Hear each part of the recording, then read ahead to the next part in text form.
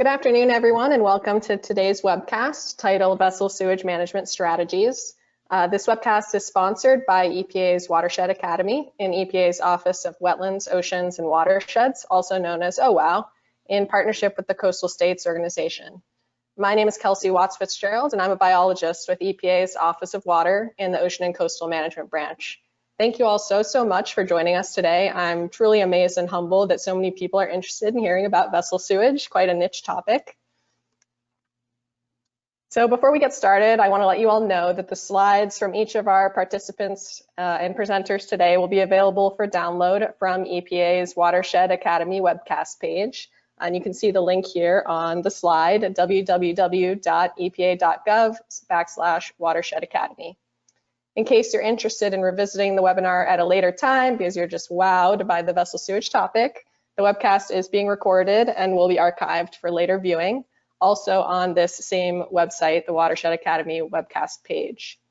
Lastly, I want to note that participants in this webcast are eligible to receive a certificate for their attendance. So after the presentations, we'll go ahead and share the directions on how you can get your certificate. Just a few more housekeeping items before we get started. First, we certainly hope you'll have a lot of questions for me and the other speakers. If you do, you can go ahead and type your question in the questions section on your GoToWebinar control panel and click the send icon. If you happen to have any problems, technical issues while viewing the broadcast, go ahead and let us know in that same questions box and we'll assist you as soon as possible. I want to note that today's webcast will have a single question and answer session after all three of the presenters have had a chance to speak. As always, we'll try to answer as many questions as possible, but given the amazing turnout that we've had, we may not be able to respond to all of your questions. If that's the case, we encourage you to reach out to the speakers after the webcast, and all of our contact info will be available on one of the final slides. Lastly, just a quick disclaimer. That while the materials in this webcast have been reviewed by US EPA staff for technical accuracy, the views of the speakers and the speakers' organizations are their own and do not necessarily reflect those of US EPA. Any mentions of commercial enterprises, products, or publications does not mean that US EPA endorses them. So with all of those housekeeping items out of the way, let's go ahead and kick off today's webcast. So before jumping into my overview presentation, I would like to begin with just a few simple polls. If you happen to be viewing the slides in full screen mode, you may not be able to respond to the polls. So just for the next minute or two, we recommend that you exit that full screen mode, and then you'll be able to submit your answers. Alternatively, you can go ahead and feel free to type your responses to the polls into the chat box if that's easier for you. So first, we're interested in knowing what type of organization you're with, so we can just get a better handle on who's joining us today. The poll should be showing up for you now on your screen. So we're interested in hearing if you're federal, state, tribal, territory, government, non-governmental organization, private, other. I'll give you a few seconds here to select a response on your screen.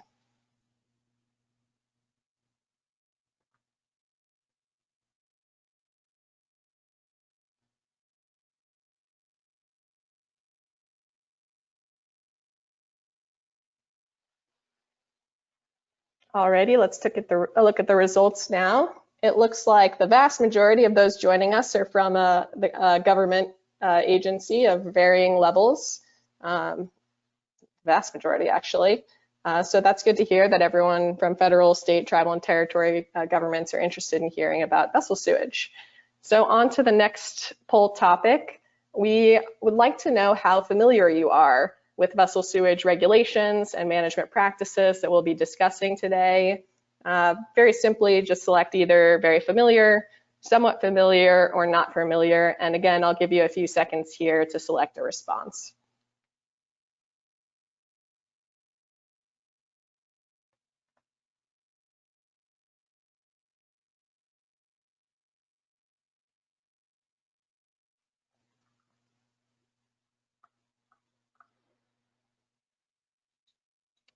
And here are the results. So we have a pretty good mix here. There are a handful of folks that are very familiar with vessel sewage regulations and practices, but hopefully they'll still get something out of this webcast hearing from our speakers. And the rest of the folks are either pretty much split between somewhat familiar and not familiar. So I hope you'll learn a lot from this webinar. So now that we have your responses, thank you so much for that. We can go ahead and get started. So during today's webinar, you'll hear an overview of EPA's vessels program under Clean Water Act Section 312 specifically from myself, Kelsey Watts Fitzgerald. And then shortly thereafter, we'll hear from our two amazing speakers talk about their experiences working on vessel sewage issues in Connecticut and Oregon, respectively. So as I mentioned, I'll be kicking things off with EPA's overview presentation before introducing and then turning it over to both Kate and then Jenny for their presentations.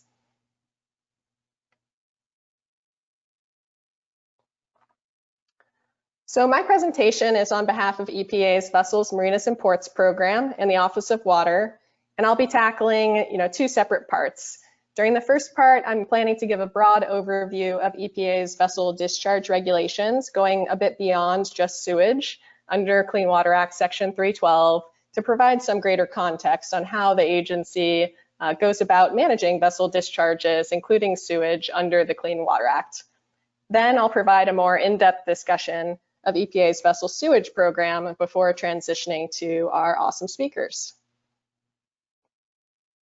So why are we all here? Why do we care about vessel discharges when it comes to the environment? It's probably not something that most of us give much thought to on a daily basis, but as you can imagine, the daily operations of all of the vessels operating in our coastal waters can produce quite a diverse set of different discharges. Sewage, what we're here to talk about today, is a fairly obvious one, particularly for vessels that have overnight accommodations, for example.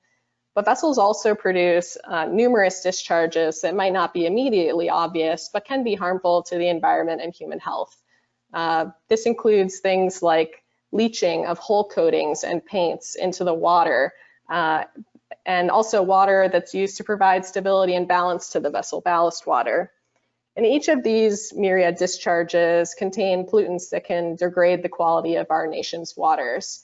These discharges can contain nutrients, metals, even aquatic nuisance species, and pathogens. And as I mentioned, these pollutants can be harmful to both human health and the environment. So in order to address this problem, the Clean Water Act directs EPA to establish national standards for discharges from vessels operating in US waters. And it's important for me to note at the outset here that we're specifically talking here about Clean Water Act Section 312. And that covers, quote, discharges incidental to the normal operation of a vessel operating as a means of transportation. So put more simply, this means that if a vessel or a floating structure is creating a discharge that's not incidental to its normal operation, or if it's not operating as a means of transportation, for example, a vessel conducting seafood processing activities where the vessel operator wants to discharge seafood processing wastewater. That's neither an incidental part of its operation and that floating structure isn't operating as a means of transportation. And in those cases, such a point source discharge would be regulated under subsection 402 of the Clean Water Act, the National Pollution Discharge Elimination System. And that would require a permit for the discharge. And so we're not covering those types of discharges. Section 312 primarily covers incidental discharges, which are produced during normal operation. So with that quick caveat out of the way, this slide shows how EPA regulates vessel discharges. And the Clean Water Act essentially buckets different vessel discharge regulation into 4 distinct units, and that's how the agency approaches our regulations. So in my presentation, I intend to go through each of these one by one, primarily focusing on the last bucket there, which is the vessel sewage one. So Clean Water Act Section 312N, O, and P address numerous incidental discharges from military vessels or vessels of the armed forces, recreational vessels, and commercial vessels, respectively. And so each of those targets a particular vessel class. Sewage, on the other hand, is handled a bit differently in that the regulations established under Clean Water Act sections 312A through M generally apply for all vessels operating in US waters. So our first look will be at military vessels or vessels of the armed forces under Clean Water Act Section 312N. So the US military operates approximately 6,000 vessels, ranging from everything from small boats and service craft all the way up to aircraft carriers, which you can almost imagine are like floating towns at over 1,000 feet in length. And together with the Department of Defense, EPA regulates discharges from military vessels under Clean Water Act Section 312N and the so-called Uniform National Discharge Standards, or you may hear it referred to as UNS. So together, the two agencies, EPA and DoD, have identified 25 different incidental discharges from military vessels that require some kind of control. And so as a result, EPA and DoD have been working together to establish standards for these discharges through a series of rulemakings. And ultimately, the goal of the rulemakings is to reduce the environmental impacts of military vessel operations in our coastal waters. But there are some side benefits as well, including stimulating R&D and the development of enhanced pollution control technologies and practices, and then to provide national consistency. So as one can imagine, having uniform standards nationwide promotes the operational flexibility of our armed forces. Sailors get moved around to different duty stations, vessels move through the United States coastal waters, and this allows them to move more freely without having a patchwork of different standards and requirements that they have to adhere to. So in terms of status on this effort, so far 11 of the 25 identified discharges already have standards in effect. EPA has also issued standards for an additional batch of 11 of those discharges and is currently working with DoD to develop implementing regulations. So after that set is complete, the two agencies will then tackle the 3 remaining ballast water related discharges. Next, we'll go ahead and take a look at our recreational vessel discharge regulations, which are regulated under Clean Water Act Section 312O. So according to last year's US Coast Guard's Recreational Boating Statistics Report, which is a great read if you're interested, there are approximately 12 million recreational vessels registered in the United States. And the image on that screen here, if you can read those percentages, show how these vessel registrations are distributed across the different states. And at the moment, discharges from recreational vessels are largely regulated at the state and local level. However, the Clean Boating Act from 2008 amended the Clean Water Act to add this new section O, and it directs EPA to develop nationally applicable management practices for recreational vessel discharges.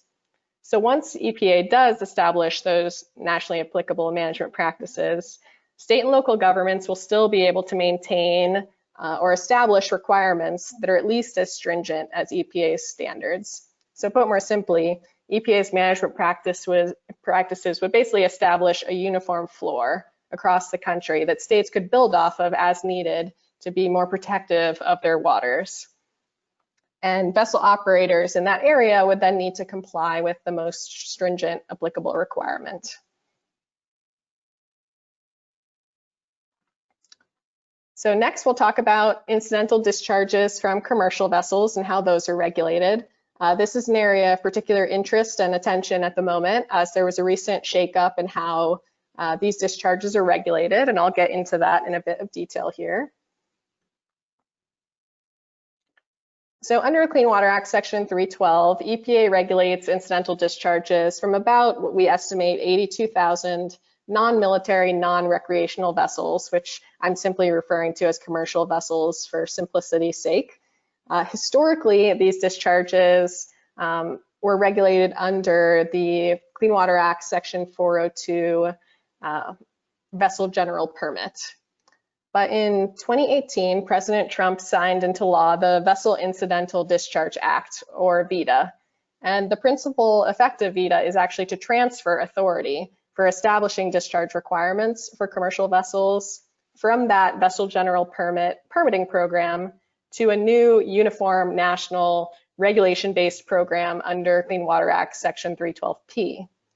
And this sort of harmonizes how vessel discharges are regulated, since now our regulations, as I've described, are all under this Clean Water Act Section 312 section.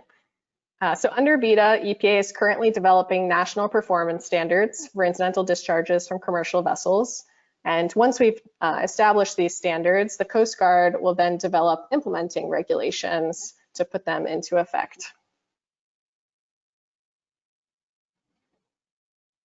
And once those VITA regulations are final and enforceable, the new requirements will replace the current 2013 vessel general permit requirements and the U.S. Coast Guard's ballast water requirements.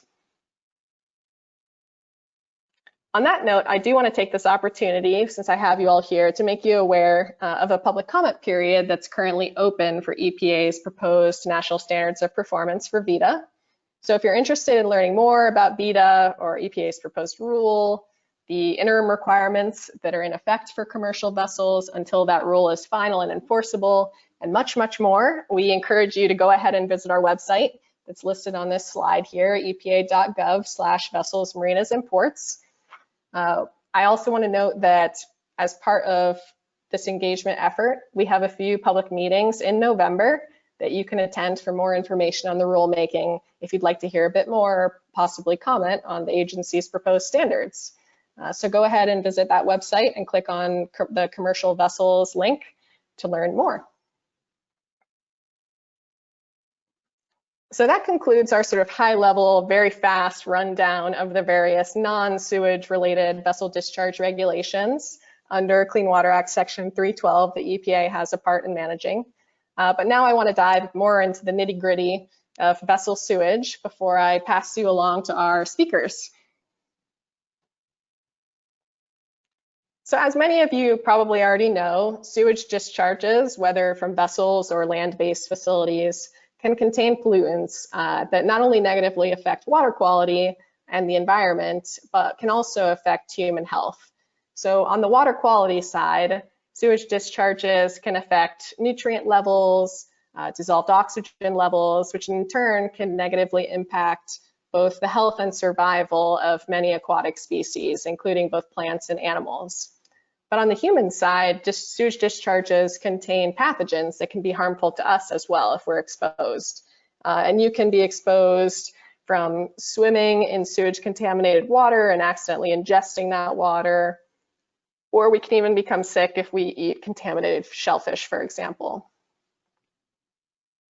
And the impacts of sewage discharges from both vessels and land-based facilities are well documented in the scientific literature. There are just a few examples here, but nutrient pollution is one of the more widespread and challenging environmental problems in our coastal areas, and vessels can contribute to the amount of nutrients that are entering our waterways.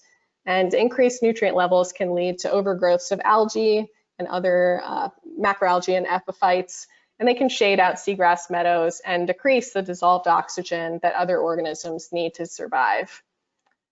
Connections have also been drawn between sewage discharges and the severity of coral diseases. So as some of you may know, Florida's coral reef tract is experiencing a serious multi-year outbreak of stony coral tissue loss disease. And while scientists are still determining the cause and how to handle this sort of crisis, it's important to understand and control additional possible stressors on the affected ecosystem. So making sure that inadequately treated sewage is not entering our coastal waters is part of that greater picture. So if sewage discharges negatively impact our waters, can negatively impact human health, what are we doing about it? Under Clean Water Act Section 312, EPA is directed to ensure that inadequately treated vessel sewage is not entering U.S. navigable waters. So as part of that, untreated or raw sewage discharges from vessels are entirely prohibited within 3 miles from shore. Additionally, all vessels that have installed toilets are required to operate devices called marine sanitation devices, or MSDs, that have been approved by the U.S. Coast Guard. And these devices either store all sewage on board, so when you flush the head on board the vessel, the sewage is directed to a holding tank that prevents overboard discharge. Or some of these systems that are on the more sophisticated side can actually treat the sewage prior to discharging to the water. So EPA's role here is to establish the discharge standards for these marine sanitation devices. We establish limits on the constituents that can be in the effluent that's entering the waterways. We are joint regulators with the US Coast Guard, and the Coast Guard certifies that devices that are produced by device manufacturers are capable of achieving EPA's established standards. So under this framework, we have 3 different types of marine sanitation devices. And the first 2 types on the left and center of the screen here, type 1 and type 2, are flow-through treatment systems. And this means that when you flush the head on board a vessel, the sewage is treated on board by that device before passively discharging the treated sewage to the surrounding waters. Type 1 marine sanitation devices can only be used on smaller vessels, so vessels less than or equal to 65 feet in length, and that discharged sewage must not contain greater than 1,000 fecal coliform bacterial count per 100 milliliters. And this type of device generally relies on maceration and chlorination to treat sewage.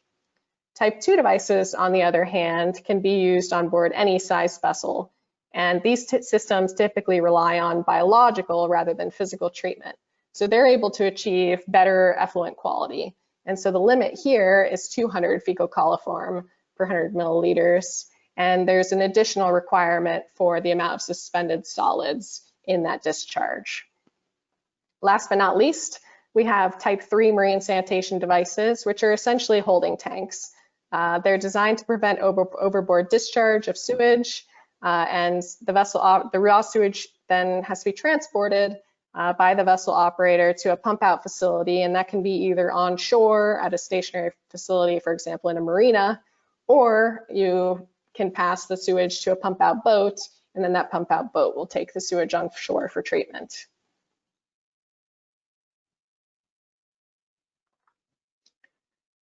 So as with the other vessel regulations we've discussed under Clean Water Act Section 312, these sewage standards that EPA establishes applies nationally to all vessels. In the case of sewage, states are actually preempted from adopting or enforcing their own marine sanitation device standards. So EPA standards apply nationally without states able to adopt or enforce their own standards. However, states still do have agency over vessel sewage discharges in their waters. Under Clean Water Act Section 312F, states can apply to EPA to designate some or all of the state's waters as a so-called no-discharge zone, or NDZ. And this is an area where all sewage discharges from vessels are prohibited. So even if the sewage is treated by an approved marine sanitation device, that sewage is not allowed to be discharged in a no-discharge zone. That means that any sewage that is generated in a no-discharge zone has to be stored on board for proper disposal, and that would be either outside 3 miles from shore or at an appropriate reception facility. And there are 3 different types of no-discharge zones that a state can pursue under the Clean Water Act. We generally refer to each of the types by the statutory reference. So you'll see on the left-hand side of the screen the Clean Water Act Section 312 F3, F4A, and F4B respectively. And so we refer to them as F3, F4A, or F4B. So the vast majority of existing no discharge zones were established under that first type, the F3 no discharge zone.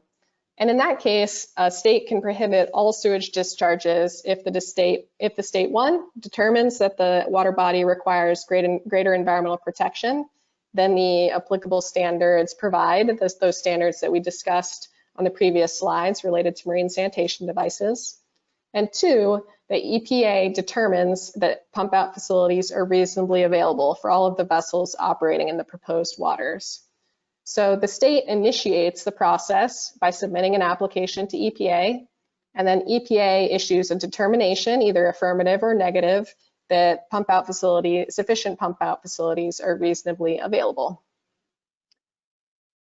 The F4A and F4B no discharge zones each have their own requirements as well, but in each case, the state initiates the process with an application. However, they're a bit different in that the F3 no discharge zone is established by the state, whereas both of the F4 no discharge zones are established by EPA via federal rulemaking.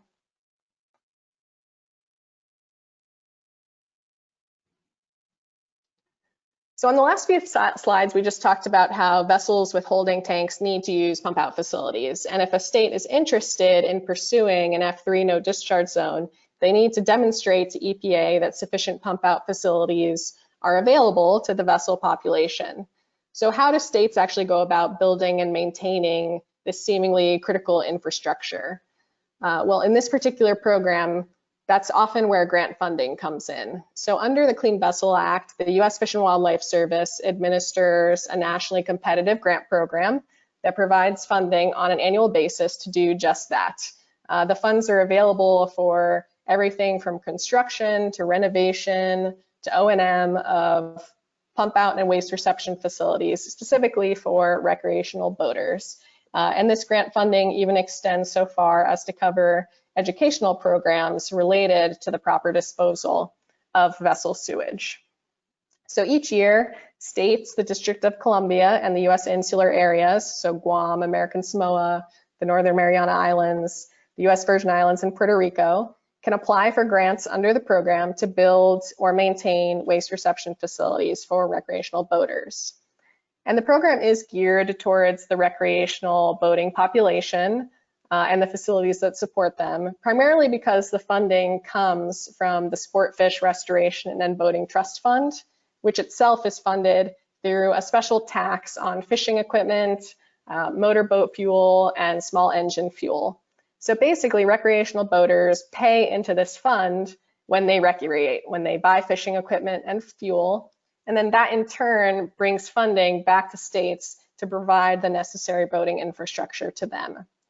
And just to give you a sense of scale of the program, for example, in FY20, over $19 million was allocated from the program to these eligible grant programs from the states, DC, and the US insular areas. So as a parting note for me, if you are interested in learning more about EPA's vessel discharge regulations and other vessel marina and port related issues, I encourage you to visit our website at epa.gov/vessels, marinas, and ports. And again, if you are interested in taking a look at our proposed rule and possibly commenting, then you'll want to click on that commercial vessel link on that page. And I just want to thank you all very much for your interest and attention. And from our next two fantastic speakers, you'll hear more about some of the stuff that I already covered, including no discharge zones, the status of the Clean Vessel Act grant program in Oregon and in Connecticut, and they'll provide you some insight into the outreach and education side to boaters and marina operators when it comes to vessel sewage issues. So now I would like to introduce you to Kate Brown. Kate has been at the Connecticut Department of Energy and Environmental Protection for 28 years.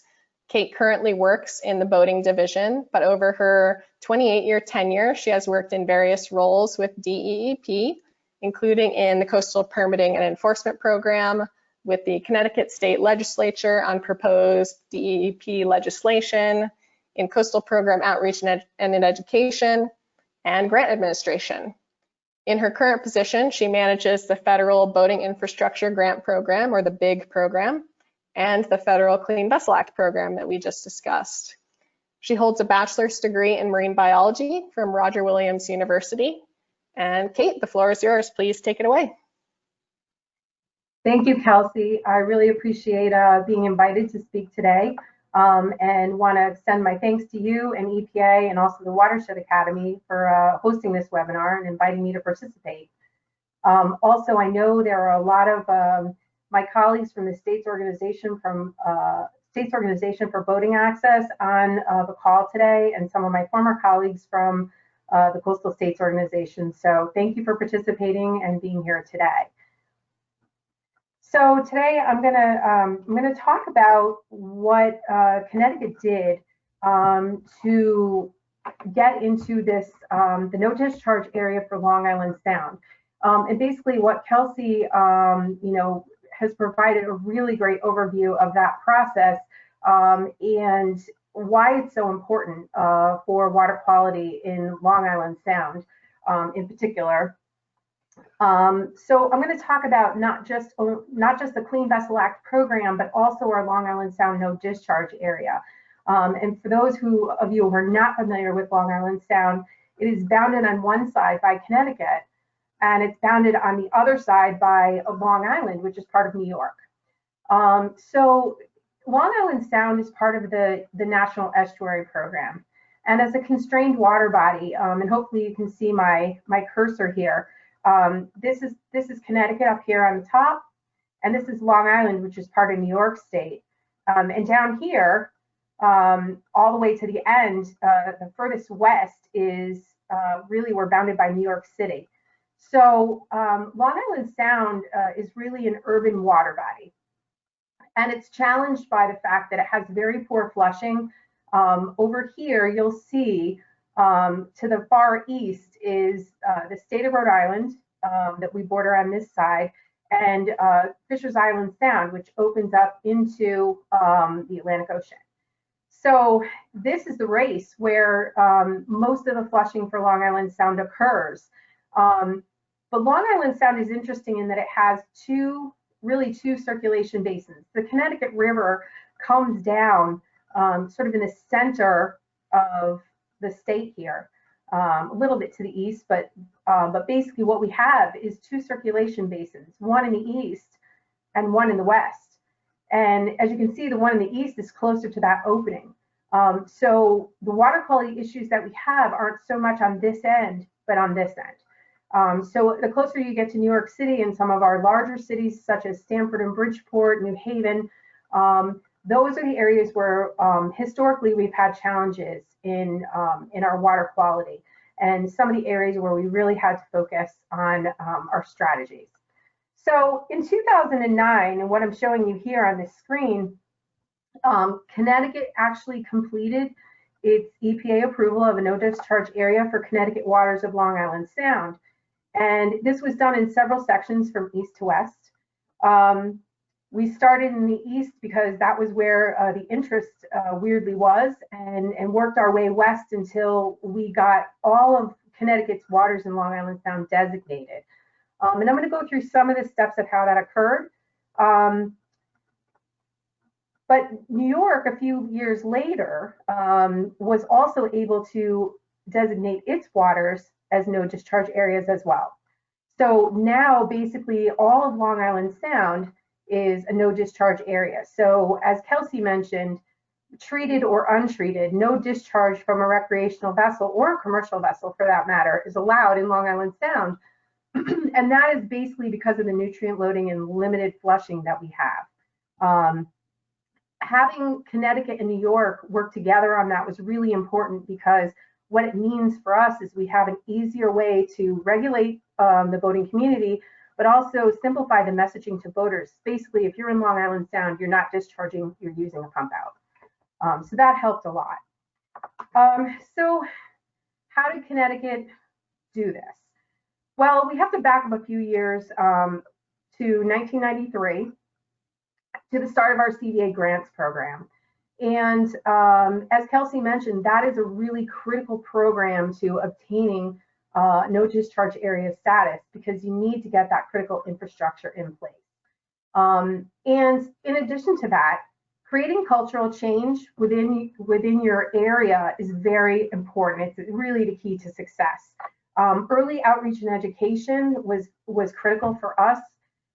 We had, through our Clean Boater program, staff walking the docks, talking to the boaters, explaining, why discharging, even if it was treated, into Long Island Sound was bad because of the nutrient loading. And we heard everything. Boaters would say, oh, nutrients are good for the oysters and the clams.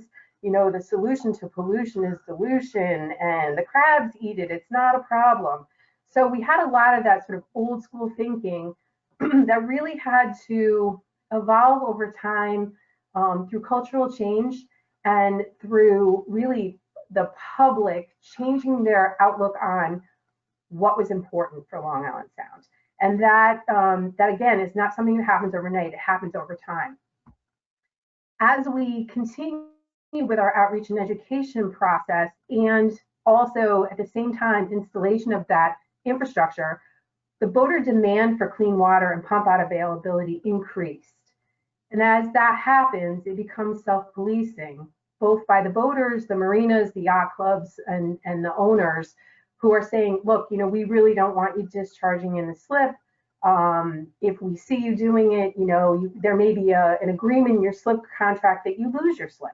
So we started getting some positive feedback to from the marina owners themselves and from the boaters. So that was really, when that shift occurred, that was really important. So our CDA grant started in 1993, and we've installed more than 100 pump out stations, stationary stations located on docks or bulkheads at a marina. We currently have 24 pump out vessels statewide and 23 dump stations. One of the pump out vessels is actually located on Candlewood Lake, which is not part of the Long Island Sound watershed, but it's critically important because it's a very large lake. It's the largest lake in Connecticut, and it encompasses 5 different towns and is an incredibly popular boating destination. So the infrastructure is now in place because of those CDA grants from that very important trust fund. So the NDA and cultural change, there's 3 important components. And as I discussed, and as Kelsey mentioned, through the CDA program, installation of infrastructure is the first and most important one. If you don't have a good mix of stationary, portable, and dump station facilities at your marine locations, in addition to perhaps a mix of pump out vessels that make it a little bit more convenient for boaters, you're probably not going to be successful in obtaining an approved no discharge area. EPA, as Kelsey mentioned, requires that we show that we have adequate pump out facilities so that boaters aren't being required to do something that's really not practical. So you have to have enough pump out facilities to make that a realistic goal and to make it something that's easy for boaters to do. If you want compliance, the CDA program is really critical that you participate in it and work with your federal coordinators and hopefully your adjacent state partners as well, and make that, that infrastructure really available.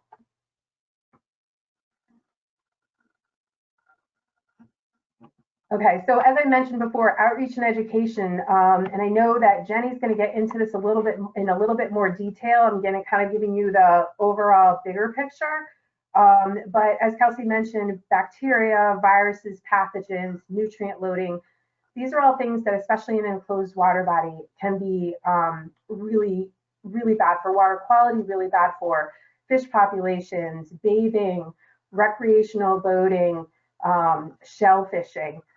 Really dangerous in that it can damage the environment. So it also makes it less desirable to recreate in those areas. And particularly this year during COVID, we saw that boating recreation and going to the beach and shell fishing, these became respites for people who were trying to socially distance safely during COVID.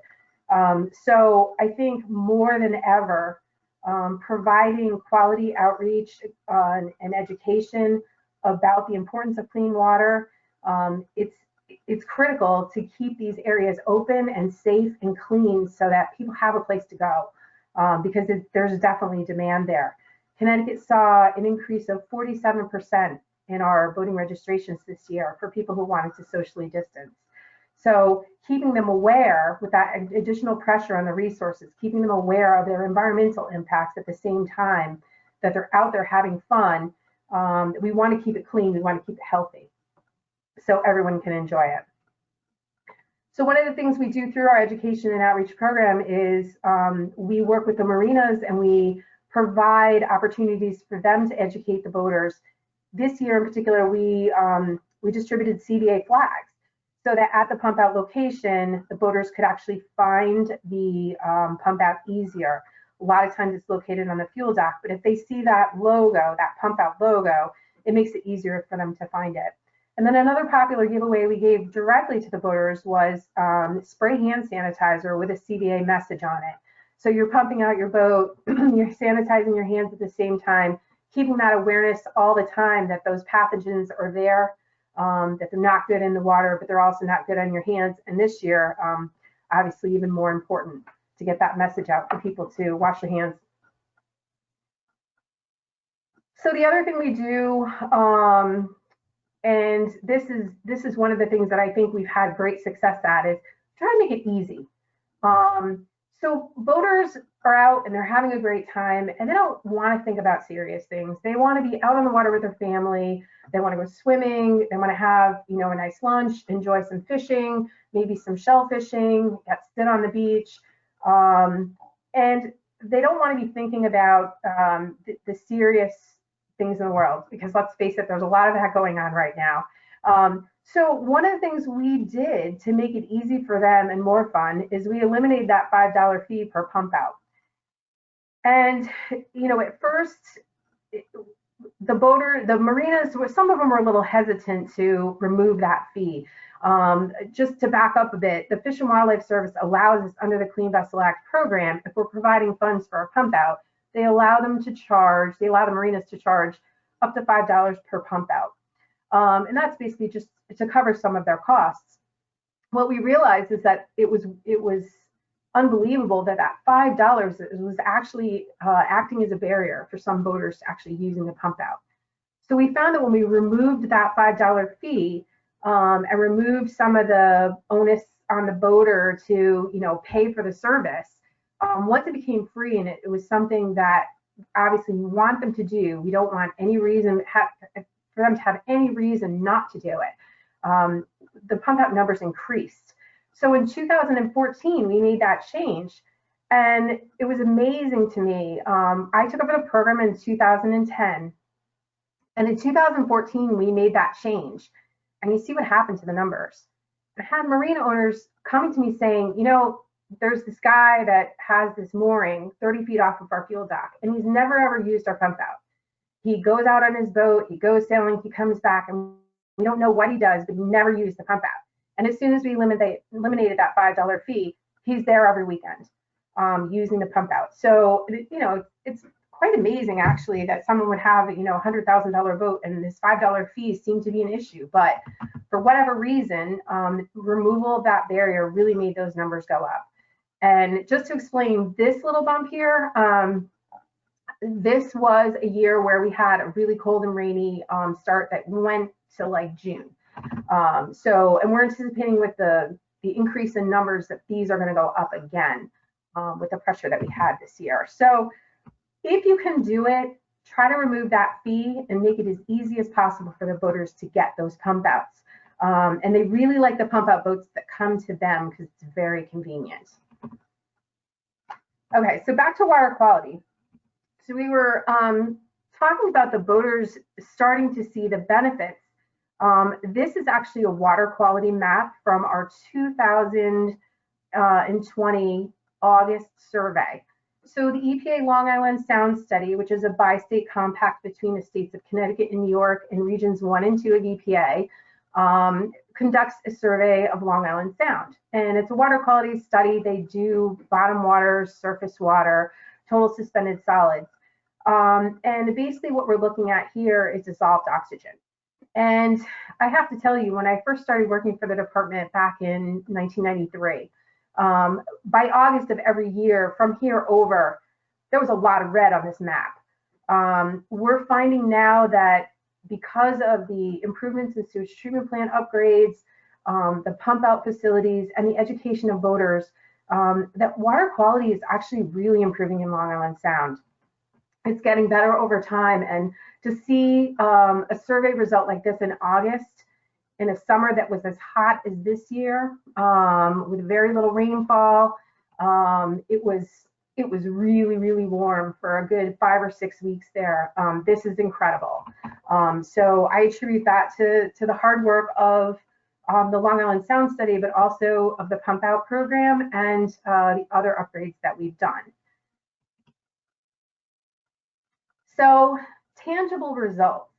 And this is the stuff that gets the public really excited and helps to reinforce that education message. This was last April, and after 35 years, the Clinton Shellfish Commission called me very excited one day. We had put a pump out vessel in Clinton Harbor approximately 4 years prior to this. There had also been, again, sewage treatment plant upgrades, education about non-point source pollution, fertilizer use. And after 35 years, they were able to open their recreational shellfish beds. And if any of you have ever worked with the Connecticut Department of Agriculture, it takes a lot to get them to open a recreational shellfish bed once it's been closed. There's an incredible amount of testing and data that goes into something like this. But, you know, for the residents of the town of Clinton, this is a major victory. And it reinforces that message that, again, putting sewage into the water is a bad idea. But look what we get back when we do the right thing, when we use the free pump outs, and we pay attention to things like fertilizer use on our lawns and such. The other thing that happened, and I've noticed sort of anecdotally over the past few years, is we've seen an increase in the number of large species that are coming into Long Island Sound. And I feel it is attributed to the water quality and the improvement in the fish populations. We have more seals. And, you know, with seals also brings those predators. So every once in a while, we'll get a report of a great white shark. And just last week, on Wednesday, there was a humpback whale in Long Island Sound. On Wednesday, it was seen off the coast of New London, and then again off the coast of Old Lyme and Old Saybrook. Our fisheries folks said it was feeding on them in Hayden. So to see a humpback whale in an urban water body such as Long Island Sound makes this marine biologist very excited. And so that to me is a tangible result and something that we can look forward to seeing more of so as we continue down this path. So to sort of wrap up where Connecticut is going, we've done a lot. We've put in a lot of infrastructure. We've done a lot of education, but there's always room for improvement. And we know that atmospheric nitrogen deposition is another contributor to nutrients in Long Island Sound. And being the Department of Energy and Environmental Protection, we're always looking to try to innovate. So we worked with the town of Branford, the health department, and also with a local marina that is an ADYC certified boat builder. And they are also one of our pump out vessel operators. And between our department and the U.S. Fish and Wildlife Service and Yale University, this boat was designed, it's solar electric, it runs on twin torpedo engines. There are batteries in the vessel that were shipped from Germany. The solar panels are from Italy. It was quite a project. But what is really cool about this is we had an opportunity to collaborate with our university partners at Yale, our public health officials in Branford, and also with the Fish and Wildlife Service to try to innovate where we can. We're talking about climate change through the reduce of fossil fuel usage, but also that atmospheric nitrogen deposition. So I guess my message to other states that are interested in this kind of work is, you know, think out of the box as well as we're talking about water quality and climate, because it's all connected, and innovate where you can. And I'll be happy to take questions if anyone has any. Thank you.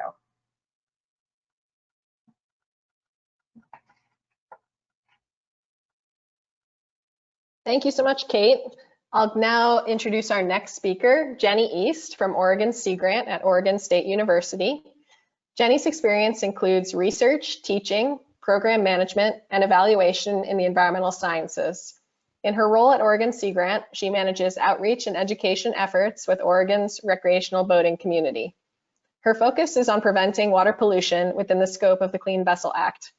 Jenny has a Master's of Science in Marine Resource Management from Oregon State University and a Bachelor's of Science in Biology from Western Washington University. Please go ahead, Jenny. Thanks, Kelsey.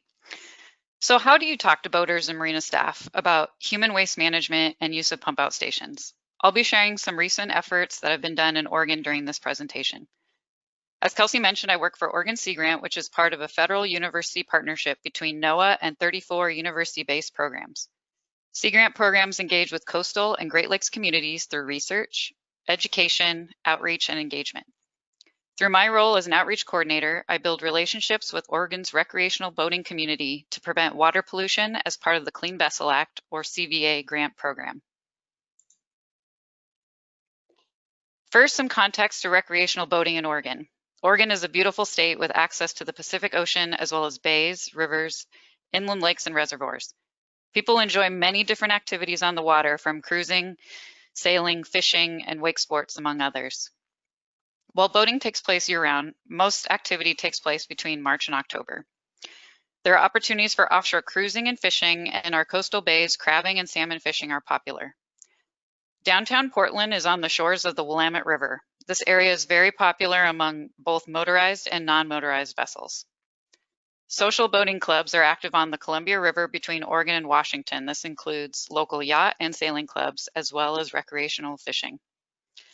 And finally, inland lakes and reservoirs such as Lake Billy Chinook are in regions that see hot temperatures in the summer. Here, water sports, fishing, and stays on houseboats are popular. Having the infrastructure to access the waterways and to support recreational boating requires many different partners. These partnerships also extend to programs such as the Clean Vessel Act grant to support healthy waterways while boating. As mentioned earlier in this webinar, at the federal level, the U.S. Fish and Wildlife Services Wildlife and Sport Fish Restoration Program oversees and administers several grant programs. This includes the Clean Vessel Act grant program, or CVA. The Oregon State Marine Board is a state agency that serves Oregon's recreational boating public. Programs and services provided by the Marine Board include vessel title and registration, the administration of facilities infrastructure grants, boater education and safety, and associated environmental programs including clean marina and preventing aquatic invasive species. The Marine Board applies for CVA funding through U.S. Fish and Wildlife Sport Fish Restoration Fund for the purpose of providing and maintaining waste disposal facilities for boaters. Some of these funds are dedicated to education and outreach, focusing on use of these facilities such as pump outs and dump stations. The Oregon State Marine Board works with ports, parks and recreation, federal agencies such as the Forest Service, tribal nations, and private marinas that manage recreational areas and access points. Grant funding is available to eligible entities to support the installation and maintenance of waste disposal equipment. These partners are responsible for the ongoing maintenance once the equipment is installed. With many types of boats out on waterways, there are different approaches to waste management depending on what's available on board. Examples of equipment that are used to receive human waste are shown here. States may have variations of these types of equipment available. For boats with holding tanks, waste disposal takes place at a pump out station. If a portable toilet or a bucket is used, dump stations are available. Again, this may vary by states, but some have accessories to support disposal of porta potties at the pump out. In Oregon, a majority of these facilities are free. There are dump stations that charge a small fee to help with disposal costs at the site. Pump outs shown here run on electrical power and are connected to lines under the dock that are linked to onshore sewer infrastructure. Manual pump outs also exist and can be disposed of through the electronic stations or disposed of in other ways.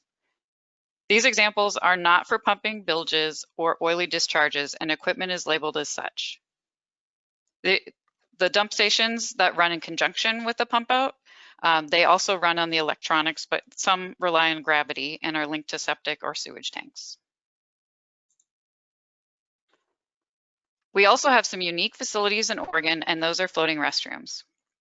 For boaters that lack a form of onboard toilet system or privacy, floating restrooms are quite popular. So this includes our water sport folks as well as recreational fishermen.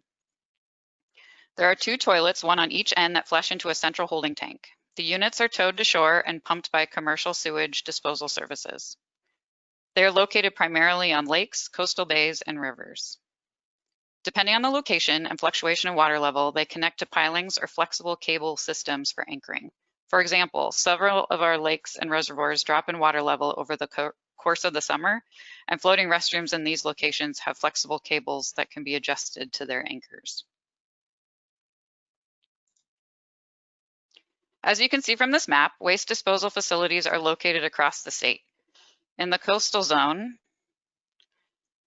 so this is Brookings near California at the border to the south, up the length of the coast to Astoria, along the mouth of the Columbia River. We have a total of 18 pump out and dump stations and 6 floating restrooms. Inland areas include the Columbia River to eastern Oregon, the Portland metro region, Willamette Valley, and central and southern regions of the state. We have a total of 33 pump outs, 41 dump stations, and 18 floating restrooms, which leads to how do we connect with boaters to discuss where facilities are and how to use them. In the last 5 years of Oregon Sea Grant's partnership with the Oregon State Marine Board, we have had conversations with thousands of boaters at outreach events where we highlight the distribution of locations across the state, how to use the equipment, and why these efforts matter. Through these conversations, we focus on the equipment that they would likely use based on the type of boating that they do. We frame the conversation as positive, proactive, and focused on the desired behavior of using these facilities as a convenient and legal way of disposing of waste. It also takes a sense of humor to talk about a topic that isn't the most appealing. These conversations take place at boat shows and at boating and fishing supply stores. We found in Oregon that boaters are easier to engage in these settings versus on the docks or at the launch ramp where they are focused on getting underway. We have also reached boaters through online educational content via YouTube, presentations at social boating clubs and local yacht clubs, and through print media in regulation guides and social media. We also provide tools to support the effort of pumping out, such as these adapters that help boaters get a better connection to pump out systems. Many thanks to staff at Washington Sea Grant for this idea. We know that boaters are pumping out through the monitoring of the equipment. Some of this is based on reading information off the pumps and reporting by marinas, as well as some automated tracking systems. There are several tools that we share with boaters to find facilities, including an interactive map located at the Oregon State Marine Board's website. We have recently uploaded our data to a mobile app called Pump Out Nav. Boaters can report issues with equipment through this app so we are notified and can follow up with a facility. This app is gaining in momentum and we hope other states will be able to include their facility data. Many thanks to staff at the San Francisco Estuary Partnership for the creation of this tool. We also have signage in marinas and facilities so boaters that are unfamiliar with the site can find locations. Talking with boaters about waste disposal is one part of this program. They can be motivated to dispose of it properly, but if they encounter equipment that isn't working for whatever reason, it can be frustrating. Staff that work at marinas where this equipment is installed is a very important part of CVA success and pollution prevention. Ensuring that they have enough information, training, and the resources they need for maintenance is part of this process. Marina facility staff are busy and have a lot of different areas to keep maintained. Some locations may have staff that have worked there for many years, and others have seasonal staff that may or may not be familiar with this equipment. We initiated a program to check in on issues and ensure that repairs were made and support any training that was needed. To build relationships, we frame these as visits and not enforcement or inspections. My role is not to serve in that enforcement role, but as a resource. Marina staff have been responsive to this and it has helped to support keeping this equipment available and functioning for boaters. Over the course of a year, I visit approximately 80 sites, primarily between March and October. Some of these sites are visited twice, for example, at the beginning and at the end of the active boating season. I test the equipment, gather feedback, and take photos for record keeping. An example of a tool that we worked on with marina staff is the creation of a series of online videos to support maintenance training. Key elements of these videos include tasks that they can perform weekly, quarterly, and on a seasonal basis, and tips to help resolve issues with the pump malfunctioning. These videos provide an overview of tasks, but do not get into technical electrical or plumbing topics. We recommend that marina staff contact licensed electricians, plumbers, and pump manufacturers to resolve these topics. The videos are posted online via the Oregon State Marine Board's YouTube channel, as well as Oregon Sea Grant's YouTube channel. In a follow-up evaluation, we heard that the videos provided enough information to perform basic maintenance tasks. Several staff that have worked with this equipment for many years reported that they learned something new that they weren't familiar with before. I know that marinas have their new staff watch these videos as part of their onboarding procedures in Oregon. We're also aware that other state agencies within Washington, California, and Indiana link to these videos as a way to support marinas in their region. For those of you viewing this webinar, we suggest that you use this information to explore the status of the CVA program in your state. You might consider connecting with the designated agency that manages this program and learn more about efforts related to facility locations, equipment availability, boater use, and potential partnership opportunities for both education and outreach. Thank you for the opportunity to share an example of the outreach and education efforts being done related to the Clean Vessel Act. I'd be happy to answer any questions.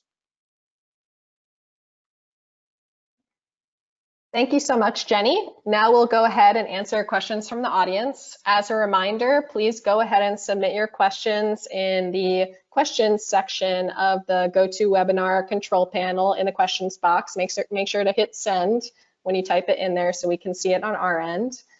So let me kick things off. We have quite a few questions already that folks have already submitted.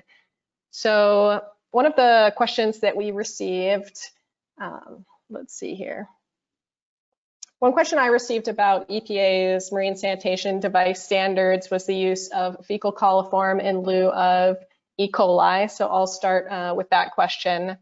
So fecal coliforms, which is what we use as our basis for the fecal indicator bacteria for effluent for marine sanitation devices. Fecal coliforms broadly are a bacterial group that are used as indicators, they're fecal indicator bacteria of sewage contamination since they're found in both human and animal species excrement. E. coli is actually a single species within the fecal coliform bacteria umbrella. So while these indicator bacteria might not directly be harmful themselves, their presence is indicative of pathogenic microorganisms like viruses. So for a while, fecal coliforms has been the standard or total coliforms for marine sanitation devices and sewage treatment plants on board vessels. The international community, under the particular convention that deals with sewage discharges, uses total coliforms. Of course, EPA as an agency tries to keep up to date on what the best indicator bacteria are. In more recent years, in our ambient water quality program, we've been looking as an agency at alternative indicators for determining potential viral load risks in a water body. And so in recent years, I believe in 2016, 2017, the agency hosted an experts workshop looking at alternative indicators and then published a few reports related to coliphage as a promising indicator. So it's definitely an evolving area for us. Fecal coliforms is the metric that we currently use and is fairly well established as the indicator for vessel sewage discharges. But we do keep sort of up to date on alternatives like coliphage that might be an emerging option for us.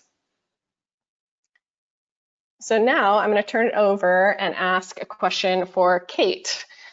So Kate, what advice would you give to state program managers that are interested in getting involved with the Clean Vessel Act grant program? So talking maybe a bit about challenges and benefits and how, if you were talking to a newcomer in that space, how would you get them started? Thanks, Kelsey. Yes, I think that one of the best things I did when I started off in this program was to really build a relationship with my federal coordinator, who at the time was Al Ortiz at the U.S. Fish and Wildlife Service. Al has since retired, and now Bill Perry is our coordinator. Both Al and Bill have been phenomenal at helping guide me through the federal rules. The federal rules for CVA are quite involved. And then as we had changes through the administrative rules through 2 CFR 200, which if anyone is dealing with a federal grants program, you're dealing with those administrative rules as well. It's really important to build that relationship with your federal coordinator at the Fish and Wildlife Service at WSPR. In addition, I would recommend that if you're starting off with a CVA program or trying to get a no discharge area approved in your state, one of the best ways to network, and actually how I met Kelsey and Jenny, was at a state's organization for boating conference. And we have annual conferences. I mean, obviously this year was canceled, but in each state that hosts it, you get to learn about how that state deals with vessel sewage, what kind of challenges they have, how they've overcome them. Jenny mentioned that she was able to get the idea for that pump out adapter kit from the state of Washington. Connecticut borrowed that same idea and it was very successful. So you get to learn from your colleagues in the other states and you build partnerships. And I have to say that networking has been the most critically important thing for my management of the CVA program, is the support of the federal government. Coordinators at EPA and Rodney was a huge help as well when we did our NDA. So, you know, you really just have to have those connections with your state and federal counterparts. Thanks, Kate. That's great advice. And yes, networking is critical. As Kate mentioned, the three of us met at a state's organization for boating access conference, and there are tons of people out there that can help get you started in this space if you're new to it. As early in the presentation, we had the poll that indicated that some folks are not too familiar, so you're welcome to always reach out to any of us. The speakers will have our contact information available. So next, Jenny, I'm going to ask you this next question, since you're very experienced in outreach, and I imagine this question comes up for you quite a bit. Is there an odor problem on vessels with sewage holding tanks? And is there an issue with how long the sewage is retained on board? And what can you do about the odor when sewage is being discharged to shore-based sewer systems? Ooh, lots there. So I would say that heads have come a long way in terms of, you know, just thinking about how they're installed, how they're managed. I think if folks are being mindful of what they're putting down the head, only things that come out of the human should be going in there can help with just the whole pump out process in general.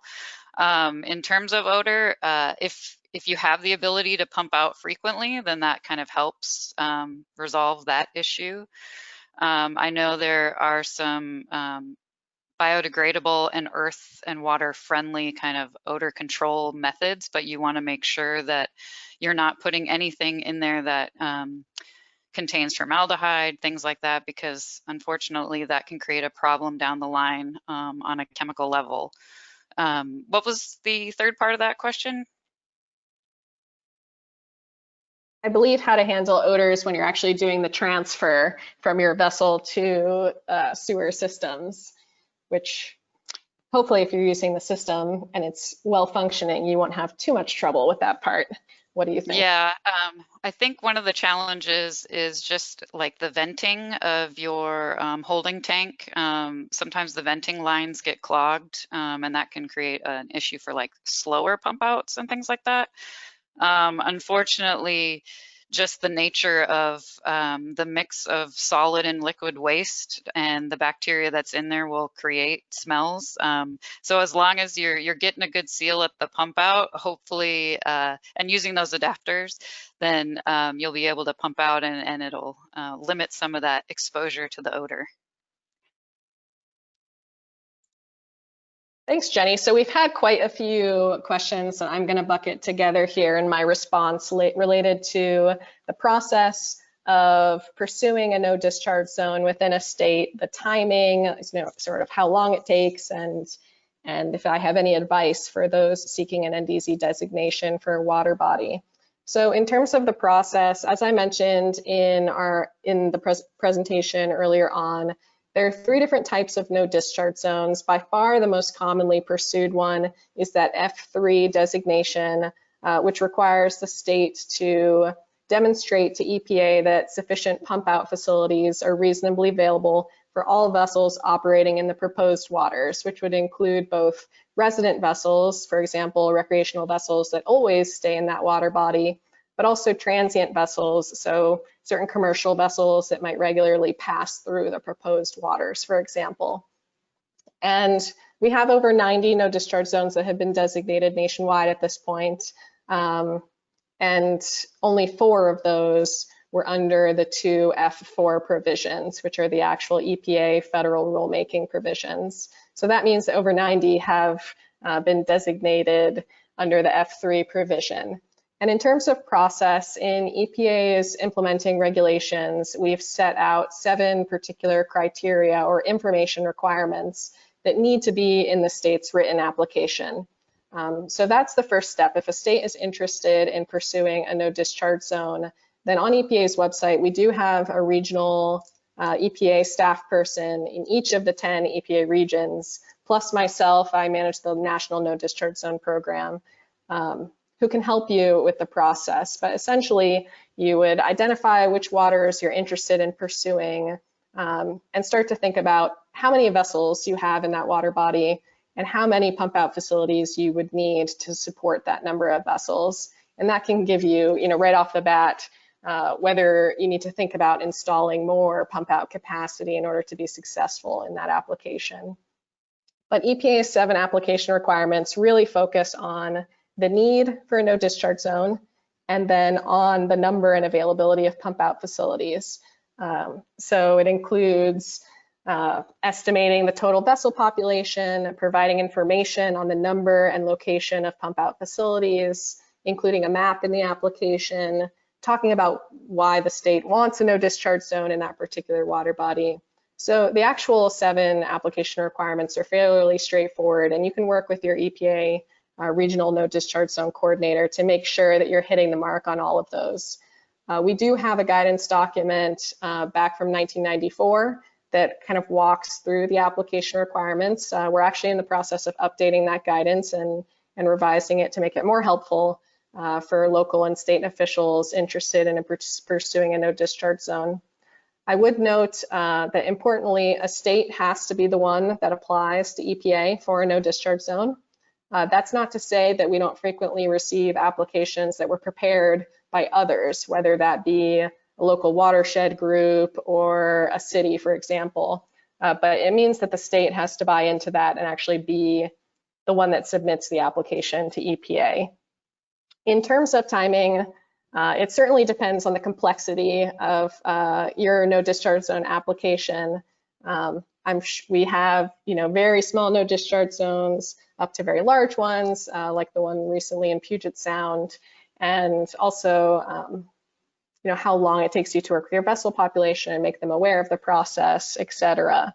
But once you submit that application to EPA, we have 90 days per the statute to provide a determination on whether sufficient pump outs are available. And if the state receives an affirmative determination from EPA, then the state can proceed with a state designation. So hopefully that addresses some of the questions that we've gotten related to the NDZ process. I see a bunch more questions coming in about NDZ, so I'll look to get to those in the next few minutes. But in the meantime, we did have questions come in about, Kate, your free pump out service and how marinas reacted to that, whether there's funding that's provided to them outside of the Clean Vessel Act program, and just like a little bit of discussion and interest in how that free program is provided, who operates the solar pump out boat, et cetera. Okay, well, in terms of the free pump out facilities, we had, back in 2014, when we embarked on the idea to try to have all the pump out facilities and vessels be free to the recreational boater, the vessels were already doing the pump outs for free. And the vast majority of marinas weren't bothering collecting a fee at that point because it was a $5 fee. And then when they came in to do their operation and maintenance reimbursement request, they would report how many of those $5 fees they collected. They would tally that up and they would subtract it from the total of their operation and maintenance costs. And then we would calculate their 75% reimbursement. They realized that dealing with the money on the docks and having the kids collect the money, and because a lot of times they had younger staff, as you mentioned, seasonal staff out there collecting the money and then having to record it all. Then it was actually counted as income for the marina, so they actually were taxed on it. They realized it was more of a hassle than it was worth to collect the money, and the boaters were happier and they had greater customer satisfaction without the fee. So when we started to run the numbers and really talk to them about how that was working, they all pretty much said, yeah, you know what, it's not even worth it to collect this fee. And more than one marina owner got back to me after that and said, it really has helped with the attitude towards people using the pump out. They're happier. They come up, they get the free service. They're not grumbling about the fee. And it's just, it was a service-oriented decision. The solar electric pump out boat, I'm not sure exactly what the question was on that, but I can say that in terms of who runs it, it's the East Shore District Health Department in Branford, is a regional health district. They were the ones that built and paid for the 25% share of that. We did the rest through the CDA program. And they have a subcontractor that runs the vessel. Was that the question on the solar electric, Kelsey? Yeah, the question was who is actually operating the pump out boat on a sort of day-to-day basis. So on a day-to-day basis, yeah. So the regional health district owns the boat and manages the boat, but they subcontract out the running of the boat to a subcontractor that runs that boat and one more traditional, combustion engine driven vessel.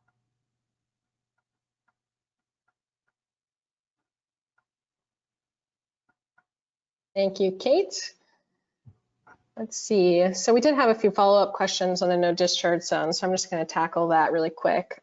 So we have some questions about when the new no discharge zone guidance will be out. We are hoping that within this calendar year, that new no discharge zone guidance will be available first for public comment and then provided in its more final form to the public.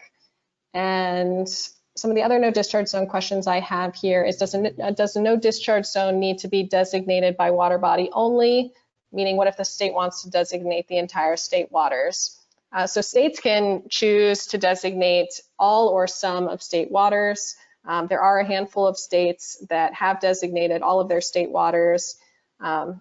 Typically what we see is that a state will make progressive progress towards complete designation. In other words, we'll designate a handful of water bodies and then move forward with designating a handful more, so that there is some more time for the vessel community to adapt to the new normal of not discharging even treated sewage and acclimating to the use of pump out facilities. And so it's certainly more common for us to see that states are pursuing it in a piecemeal fashion rather than going straight for a full statewide designation. But if the state feels that they have sufficient pump out capacity, that's certainly something that they can pursue, all state waters, if that's what they're interested in.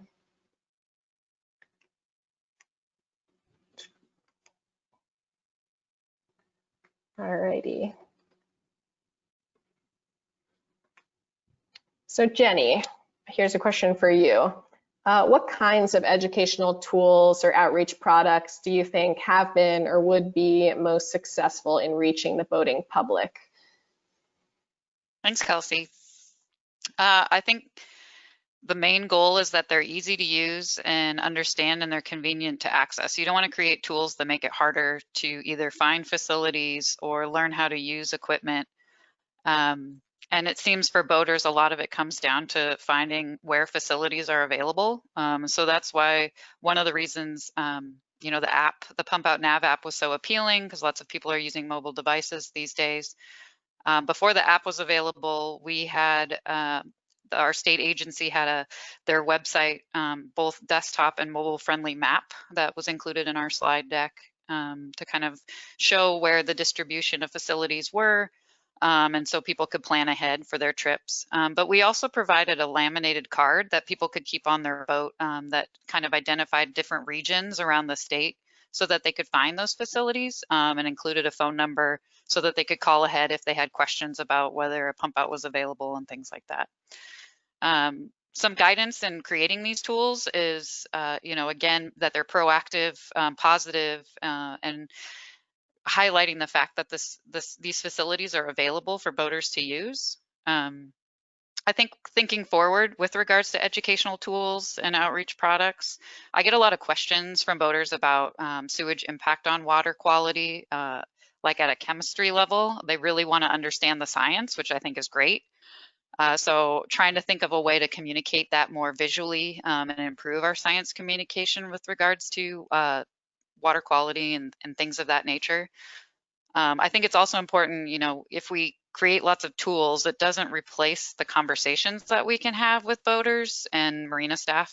There's a lot of value in listening to their experiences or challenges or motivations when it comes to using and accessing these facilities and why they think it's important. Thanks, Jenny. This might be a question for both of you, if one of you has more familiarity than the other. So there's some questions about winterizing pump out facilities and marinas. Do either of you have experience with that? I can try to tackle that one. This is Kate. Yeah, so in Connecticut, obviously, we have really cold winters. And depending on the location of the pump out facility, if you have, for instance, a fixed dock where the pump out is out of the water and all the lines are out of the water, up where you can pump out all of the liquids and any water or anything remaining in that hose and fill it with propylene glycol for the season, that is often done. If you're in water and you're, for instance, on a floating dock, that can also occur. Sometimes the floating docks are removed. So you may have a quick disconnect on something like that. And it's going to really depend on the location of the facility, the severity of the ice in the water, where you are. If you're located at the mouth of a river where you're going to have a lot of freshwater input, you may have more impacts from freezing and thawing than if you're in 100%, saltwater situation. So I think really on that question, it's going to depend on the facility. It's going to depend on how the facility is arranged. And we typically will work with the vendor who installs the pump out facility, and they can be a really good resource to help figure out what the maintenance plan will be for that pump out facility before it's installed, so that the marina owner has an idea of what their maintenance responsibilities are going to be and what the cost of that will be. So hopefully that's helpful. And again, the vendors that we deal with are usually very willing to help with that. Awesome, thank you, Kate. So we have a few questions related to enforcement and compliance, both of the discharge standards and for no discharge zones. So on the enforcement side for Clean Water Act Section 312 and for these sewage provisions, generally speaking, under Section 312K, both the U.S. Coast Guard and states are the primary enforcement authorities. The U.S. Coast Guard can use EPA enforcement authority as well under agreement. So if you're from a state, you do have the ability to enforce both the sewage discharge requirements and the no discharge zones. And Kate, what has been your experience with compliance in Connecticut? I know during your presentation you mentioned how important it is to get buy-in from folks. So what has been your experience with the no discharge zone and compliance? You know, Connecticut has actually fared very well in that area. One of the things when I talked about cultural change that I thought made a huge difference was when the boaters started to see the positive impacts of using pump outs. We started to really see a shift in the attitude and the approach by not only the boating community and the boating public, but the marina owners themselves. And I actually had one marina owner tell me, that the pump out facility, it's, sometimes it's a pain. They have to interrupt what they're doing to go do a pump out or to run the pump out boat out to someone. And, it's not their primary business. Their primary business is to rent slips and to serve their boaters. So the pump out is sort of an extra thing that they do. But he said to me, I do this not because we make any money on it. I do this because, and this particular marina owner was in Stamford, and he said, they used to call this Brown Town because the water here was so disgusting by the end of the summer that it literally was brown. And he said, I really believe in this program because I see the difference that it makes. I see the difference in our water. I see the difference in, the fishing opportunities and the recreating opportunities. So I think for people who've been around a while, they understand really the benefits of it. And I think we've had some excellent compliance. I think the person that discharges from their vessel in Long Island Sound is the outlier at this point. And they typically get ratted out very quickly by another voter that says, hey, they're not following the rules. And we get the call. And it's pretty obvious who it is usually when you see the trail from the vessel. So it doesn't happen often. Thanks, Kate. I've had a few questions come in related to EPA's proposed rule under the Vessel Incidental Discharge Act. So I just want to clear up some of these questions regarding the applicability and the no discharge zone provisions in the proposed rule. So I want to note again that the proposed rule that EPA is accepting comments on right now applies only to commercial vessels that are greater than 79 feet in length. And for ballast water, it also applies to vessels less than 79 feet in length and fishing vessels of all sizes. So it does not apply for recreational vessels. And the no discharge zone provisions in that proposed rule similarly do not have any applicability for recreational vessels. So I wanted to note that before we move on to some other topics. So I also had a question related to the state preemption that I mentioned in my presentation, that Clean Water Act Section 312, as it relates to sewage standards, does not permit states to adopt or enforce a regulation with respect to marine sanitation devices. So EPA establishes a national uniform standards for the different types of marine sanitation devices. However, as I mentioned, the no discharge zone program really gives states more control over their water bodies. And so that's an opportunity to establish more rigorous controls on sewage discharges. However, there is an exclusion that states can establish more stringent or adopt or enforce a regulation for marine sanitation devices with respect to houseboats. So I did want to make note of that as well. All right, so next question.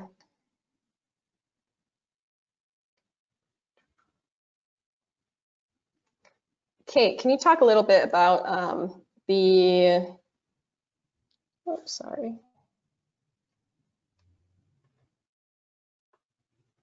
importance of financial partnerships to leverage CVA grant funds? since it's not an unlimited pot of money. Do you have any experience working with other folks to leverage funding, or can you talk a little bit about how the state prioritizes funding for the program to do the matching? Sure. So in Connecticut, for the CDA grants, the state doesn't have the 25% match requirement that the U.S. Fish and Wildlife Service requires. So we rely on the marine facilities, the boatyards, the pump out vessel programs, the municipalities to provide that 25% match. And many of them, particularly the pump out vessel programs, have come up with ingenious ways to raise those funds. So as you might imagine, it's expensive for a municipality to run a pump out vessel. So what we've done in Connecticut is annually we have a workshop for all of our pump out vessel operators, and it's helped us to sort of regionalize some of the pump out vessel operations. So we have several different types of organizations, whether they're nonprofit, private, municipal, NGO, and they all have to raise that 25% match. Some of them do it through petitioning the towns that they serve to actually provide a certain percentage based on the number of marinas and or slips that they're taking care of pretty much in those municipal areas, because water quality is important to the towns. That seems to work really well. The other thing that we've seen is for construction projects where you're basically putting in a new facility. We had one in Stonington where the town wanted to put an offload facility in right at the sewage treatment plant for the pump out vessel so that it could turn around more quickly and serve a mooring field adjacent to it and have that offload readily available. So they built a dock for the pump out facility. They paid, so 50% of the dock was used for the Harbor Commission. So the Harbor Commission paid for 50% of the construction. And the other half of the dock is used for the pump out facility.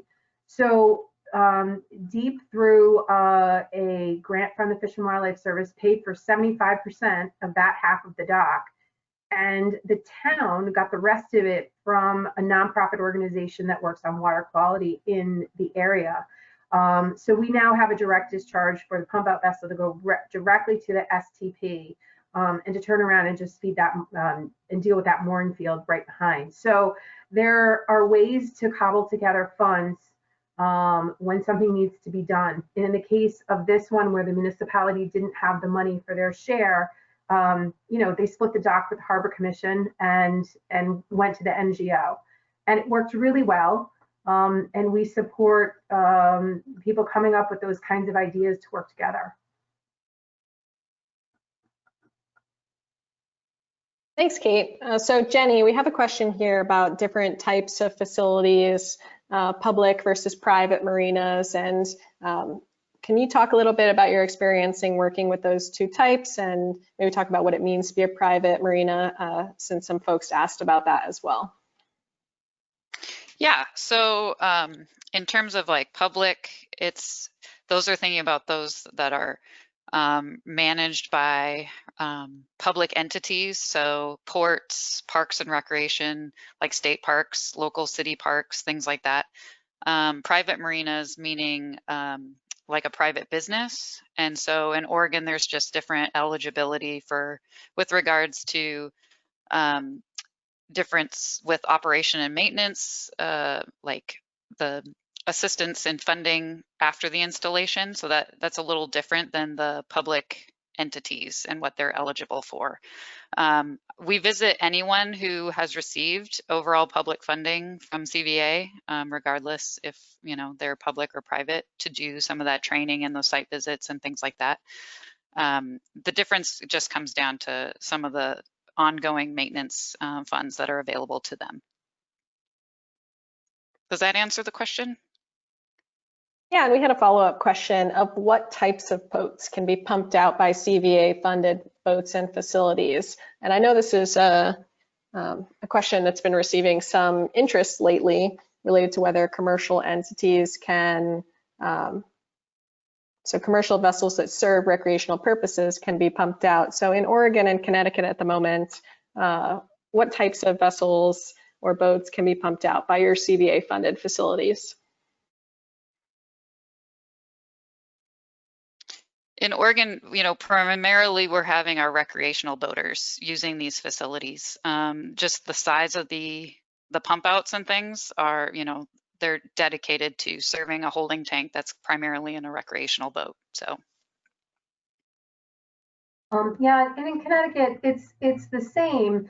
Connecticut has an unusual circumstance where we have several harbors where there are a number of six-pack fishing charters. And in Connecticut, the way we determine CVA eligibility is if your vessel is registered as a recreational vessel, you are eligible to use a CVA-funded pump out station or a pump out vessel.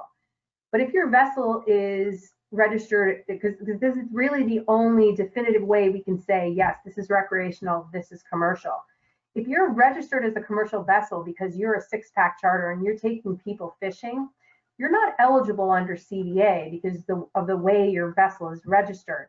However, Bill Perry and several of the other people at Fish and Wildlife that are working on the CVA rulemaking change, Lisa Van Alstyne is their policy chief there.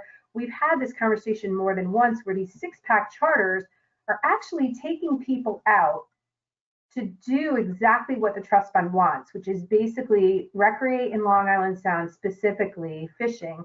And the six-pack charter is buying fuel, so they're paying into the excise tax that feeds the trust fund, but they're also buying fishing tackle, which is also taxed, and that funding goes into the sport fish restoration fund as well. So from the perspective of a user group that's doing exactly what the trust fund was sort of set up to encourage, many of the states have requested that the Fish and Wildlife Service, as they go into their rulemaking for the regulations for CVA, which haven't been changed really since their inception, I believe that rulemaking is coming up, and a lot of us are requesting that the Fish and Wildlife Service really look at that and make a determination as to whether or not those six-pack charters could be covered, because they're serving the recreational public that they're intended to serve, yet they're not allowed to use the facility. So we felt that that was something that could be improved under the CVA program. And I want to add here on that topic on EPA's side that we've been engaging with the U.S. Fish and Wildlife Service too in discussion of this potential rulemaking to address this issue. So it is on everyone's mind. But in terms of the commercial needs, of course, recreational vessels and commercial vessels might not be able to access the same facilities and don't have the same pump out needs. And if a state is interested in potentially looking for funding to build a commercial focused pump out facility at this time, I would recommend checking out the Clean Water Act Section 319 program. So if you just Google EPA Clean Water Act Section 319, that's our non-point source program, and they do have funding, grant funding available for a myriad of non-point source issues and programs.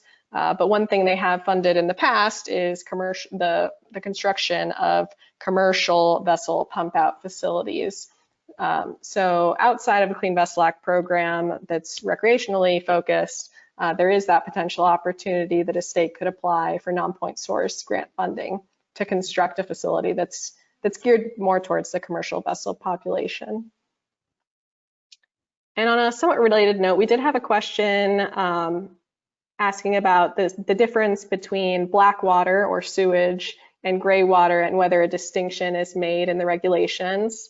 So black water is sewage itself. It's the human waste and flush water from the marine head on board the vessel. And for those that aren't aware, gray water is the term that we use to capture wastewater from things like laundry, kitchens, onboard vessels, showers, that sort of thing. And there is a distinction in the vessel sewage regulations that we've been talking about under Clean Water Act section 312A through M. We're primarily talking only about black water, only about sewage. However, in the regulations for certain commercial vessels operating in the Great Lakes, gray water is considered sewage. So there's an important nuance there if you're in a Great Lakes water body. And then gray water is covered as one of the incidental discharges for the rulemakings that I discussed in my presentation related to discharges from vessels of the armed forces, as well as EPA's proposed rule for commercial vessels. So gray water is covered in both of the Uniform National Discharge Standards and the Vessel Incidental Discharge Act. So if anyone has additional questions about that, I'm happy to field those. And so we have a question here, are free pump outs a requirement of the Clean Vessel Act? No, they are not, but as Kate described in her presentation, it can certainly be a beneficial approach to more voluntary adoption by the vessel population. Kate, do you want to add anything on that point? Yeah, you have to understand too, if you're entering into this process early on, there are many states that really have to go through what I talked about earlier, which is that cultural change. You can't expect to start a program and immediately request the free pump outs. It may not fly. So Connecticut, again, we started back in 1993 and got the infrastructure in place, got voters used to using it, educated them. A lot of that outreach that Jenny talked about was really critical to getting voters to understand why it was important. The outreach she does to the marinas, showing them how to use the pump out facility, getting everyone comfortable with it. All of the things that she talked about from an education and infrastructure perspective are really important first. Before you can really have the sort of the social culture of pump outs are expected. Pump outs are a thing that voters demand now, to the point where they almost, the idea of pumping waste overboard is not something they just kind of look at you like, what? People still do that? So you need to get to that point, I think, before you can perhaps move to the free pump out. So it's an evolution. So if you approach it too quickly, you may not get the reception from the marinas that you're looking for. So I would say be strategic. If you have a marina owner that you think would be receptive to that, who's really excited about the pump outs, ask them. And then over time, see if you can eventually get there. But I wouldn't expect someone who's trying to start this off to get that overnight. Kate and Jenny, I'm going to direct this question to both of you since I think it's applicable. So in terms of the Clean Vessel Act and tracking the success of these pump out facilities that are funded with public money, what are the expectations in terms of kind of record keeping, keeping track of the volume of sewage that is pumped out, perhaps on an annual basis? Can you speak a little bit on that side of managing the grant funding and sort of tracking success of the program? Jenny, do you want to take that one first, or do you want me to go? I'll let you take that one first. Okay. So when I took over the program back in 2010, we were sort of tracking it. Some people were submitting their pump out logs, some people weren't. But the program was fairly well established by my predecessor. And I said, well, we really should be, I was working on performance measures for NOAA at that time too. And I was like, we could have a performance measure for this. So we really should be tracking that. And he was like, well, I think it's going to be hard to do that. I think it's going to be hard for people to, track the numbers, and, we're going to have a hard time getting people to submit their pump out logs. So being the grant manager / enforcement person that my background came from, I said, well, we'll just tell them, look, we're not going to pay you until you give us a pump out log. So there was a lot of push and pull the first few years trying to get people to have accurate pump out logs, and to install remote monitoring devices on the pump outs for facilities that weren't manned by staff, where somebody wasn't writing down, okay, we pumped about 20 gallons out of this boat, 30 gallons out of that boat. A remote monitoring station was something that we said we would pay 75% of if somebody didn't want to have the chore of a pump out log. But I think it's critically important. And as a matter of fact, it's become a matter of pride now for my marine facilities to come to me and say, hey, we pumped 300,000 gallons this year. And at the end of the year, when they're submitting their reimbursements, my pump out vessel operators are like competing with each other. Hey, we pumped 50,000 gallons more than we did last year. So it's almost become a badge of honor to increase your pump out volume from the previous year.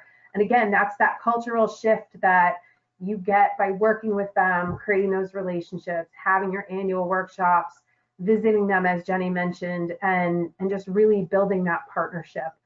Being the person who's there to help, not the person who's there to slap their hand because they're doing it wrong. So that goes a long way. So I'd echo what Kate said, and I think there's more to just tracking the sewage amount or an estimate of sewage amount. It's also just kind of looking at like how the equipment's holding up, how the equipment's being used, hearing from boaters as well, because they report use and they'll report if, you know, they encounter any situations that need to be resolved. And so it's this interesting like crowdsource of information. And so just thinking at the end of the day with boaters of talking about like how this is one less thing going in the water, because there's lots of ways that our water can be impacted by pollutants, and having that conversation with them, but also with the marina staff of why tracking that number, tracking those logs and tracking the performance of the pump is so important, because it is important to someone, and that includes some of our federal partners, and just kind of knowing how the performance of the program is going and how the money is being used. Thanks, Jenny. That comment on performance is a great segue into this next question that I'm going to tackle. We had someone ask whether testing for fecal coliform from marine sanitation devices is done on sort of an honor system or on a kind of continuous basis, or how that works with the marine sanitation devices and meeting EPA standards and their performance. So I sort of breezed over this in my presentation, but as I mentioned, EPA and the US Coast Guard are really co-regulators in the vessel sewage space at the federal level when it comes to the discharge standards. And that's because EPA establishes sort of the numeric criteria by which we limit the pollutants or the constituents within the effluent that enter water from marine sanitation devices. But the Coast Guard serves a critical role in that they do something called type approval for marine sanitation devices. So if I am a device manufacturer, what I do is I will produce a system that I will then send to the US Coast Guard, and I'll certify that this device meets EPA standards. And then the US Coast Guard has testing labs where they put that device and that design through a testing regimen to ensure that they simulate its operation and ensure that the discharges do indeed meet EPA's criteria. So at that point, that system design then becomes type approved. And that means that any vessel operator can purchase a type approved system from one of these manufacturers, and then they are in compliance with these sewage regulations. So it's not on an honor system. The US Coast Guard does have testing labs that verify that these systems do indeed produce an effluent that is in line with EPA standards.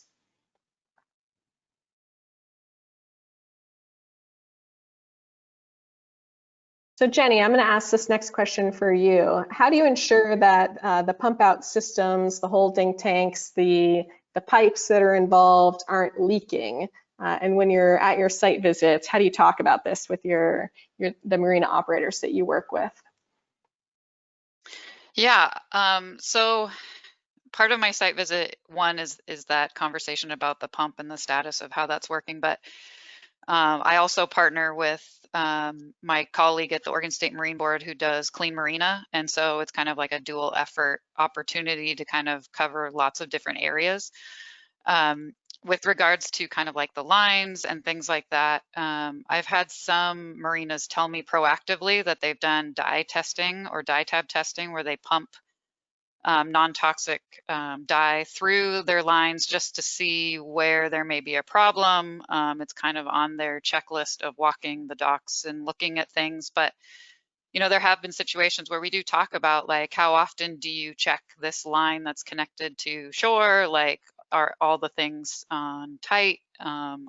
You know, sometimes we can see it at the pump out if like the vacuum is decreasing and there's lots of air leaks and you can hear air leaks, and resolving that pretty quickly. But, you know, it's probably more like a seasonal check that we recommend with them. But it was great to hear that we've had facilities offer up like, hey, as part of our kind of just checking on our infrastructure and the safety of that by doing some of those methods of some dye testing and things like that.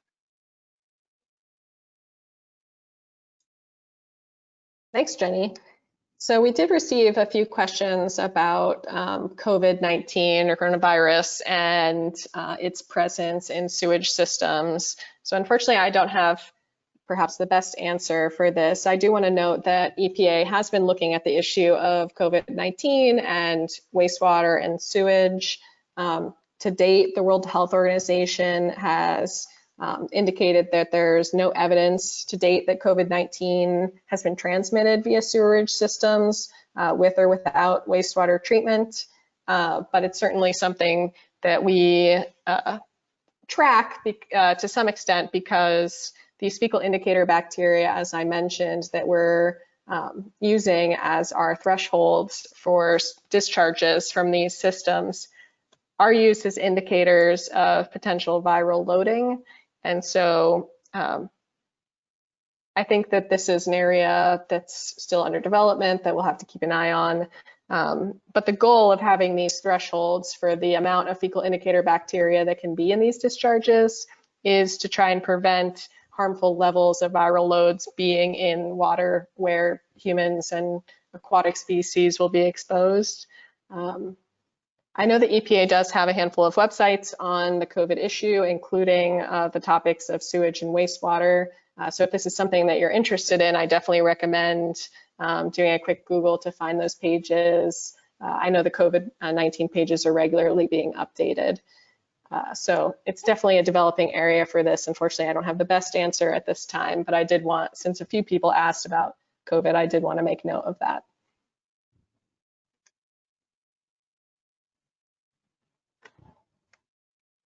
All right. So I have a question for Kate here. Can you explain how the 24 pump out vessels you've funded are used? E.g., are they for mooring fields, private marinas, regionalized service? How have you approached kind of the distribution of the pump out facilities and their uses? Oh, that's a great question.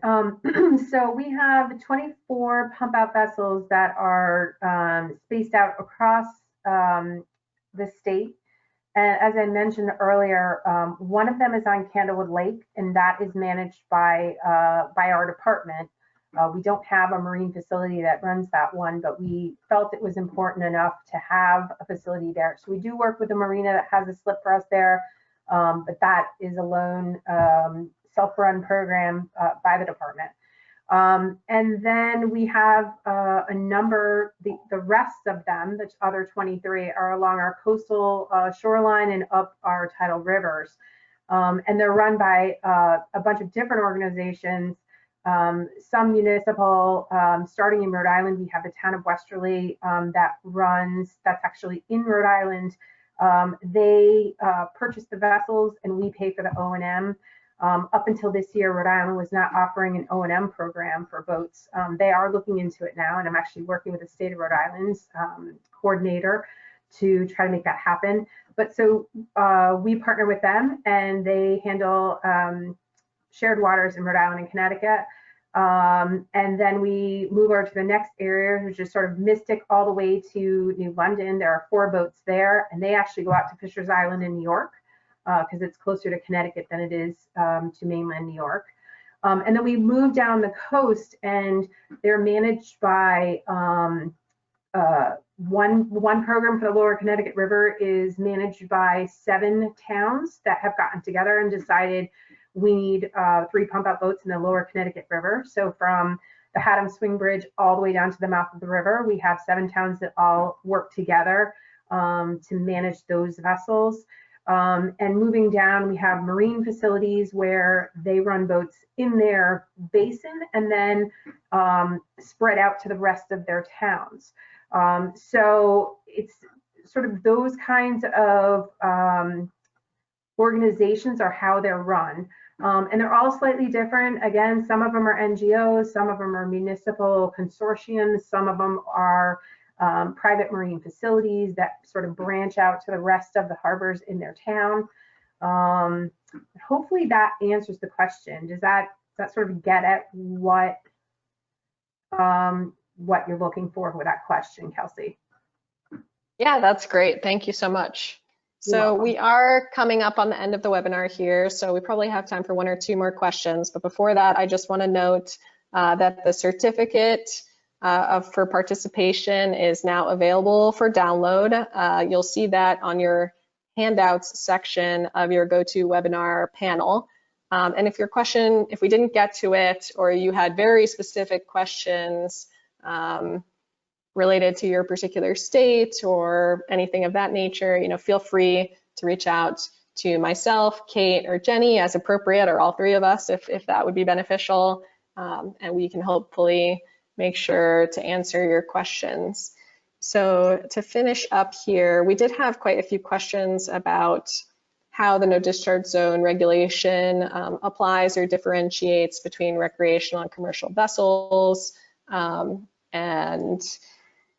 how a commercial pump out is defined. So I'll tackle that really quickly here. So in our no discharge zone, in the statute and in EPA's implementing regulations, there isn't a direct differentiation between recreational and commercial vessels in the same way that there is in some of our other vessel discharge regulatory sections, especially for the most commonly designated no discharge zone, that F3 no discharge zone. Importantly, the statute specifies that the no discharge zone needs to apply to all vessels.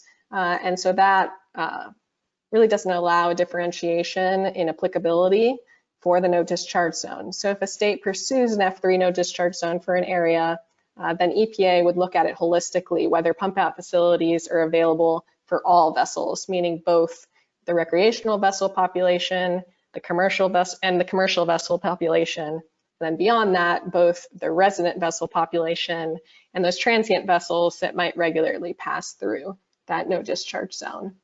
And another question I'll tackle at the same time was who at the state is usually the one to apply for a no discharge zone. And that's typically the state's environmental agency. There's no specific requirement on who has to be the one to submit the application, but that's generally what we see most commonly is the state's environmental agency. So to close out the webinar here, we did have a final question. How can we get more education about this topic? So EPA certainly has our vessels webpage that I linked earlier in our presentation. You can go to www.epa.gov/vessels, marinas, and ports, and you can look back through my presentation to find that link as well. And there's a vessel sewage link there that has all the information about our the regulations established under Clean Water Act Section 312. Kate and Jenny, do you guys have additional resources you want to share of where people can go to find out more about your individual programs? Sure. So boatoregon.com is our state agency's website, and they have information about Clean Vessel Act as well as Oregon Sea Grant. But feel free to reach out to me if you have a specific question so I can point you in the right direction. Hi, this is Kate. So if you go to the Connecticut Department of Energy and Environmental Protection website, we have a specific voting page.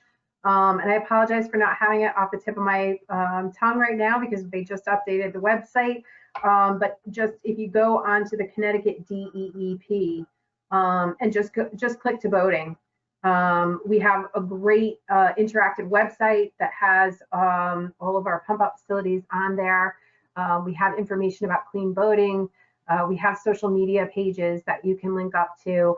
There's a lot of information about the Clean Vessel Act program on there. So feel free to email me if you need more specific information, and I can get you whatever you need from our department.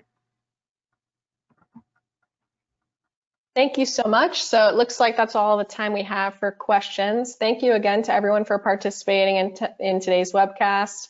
A ton of thank you to both Jenny and Kate for agreeing to participate with me and providing this amazing insight into your programs.